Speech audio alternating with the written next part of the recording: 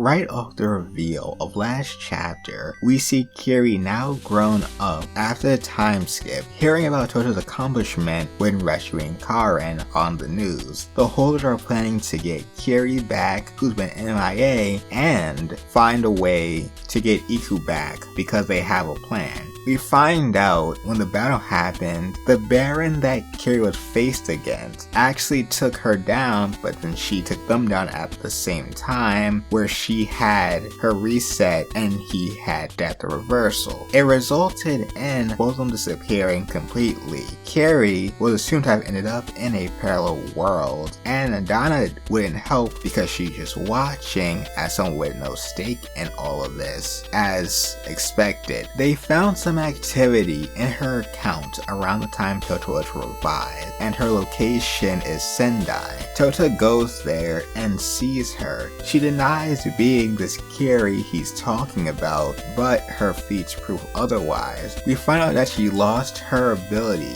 so she's not immortal anymore, and she isn't ageless. So she's just like a normal person, aging with no special immortal abilities. Running away again, Tota catches up to her and tells her he'd always be there for her, and the current situation doesn't change anything. Invited to her apartment, she's been living the college life with plenty of money. She ended up in a parallel world where there was no magic in the year 2021, where a virus took over. This world was actually ahead of theirs in terms of internet and AI technology. She fought some monsters while she was there that got there from their world and met Donna in the process. She says she could write 5 volumes of manga strictly based off of everything she experienced, which might be a hint or a joke. When she met Donna, she offered to help, but Kiri had to offer her something in return, since coming from a world with no magic is very difficult, and what she needed was a fruit of eternal youth. Kiri using her ability to reset until she found it, because she isn't ageless, thus she would still age.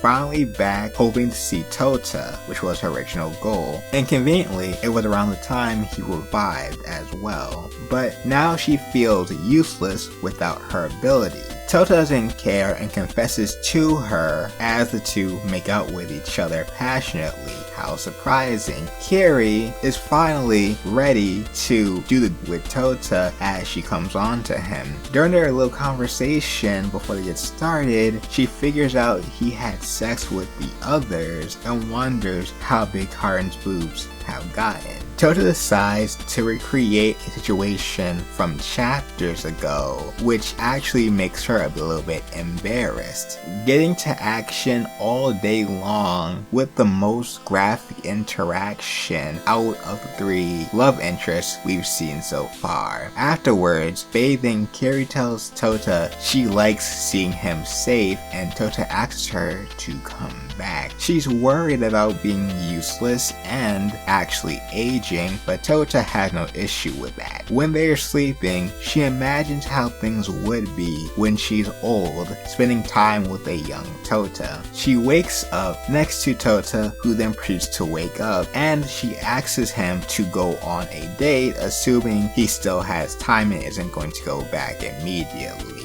He also asks her for a tour of Sendai, and the two embrace each other in the bed to the rising sun. It was nice to see Kiri again. It's sad she won't be in action, but at least she's doing well. I think overall it was a good chapter, especially for these 2 characters, and the reunion that I actually liked the most. Although Card in Space did have a certain impact that the others didn't have, I felt more for this relationship. Thank you guys for watching, and I will catch you guys later.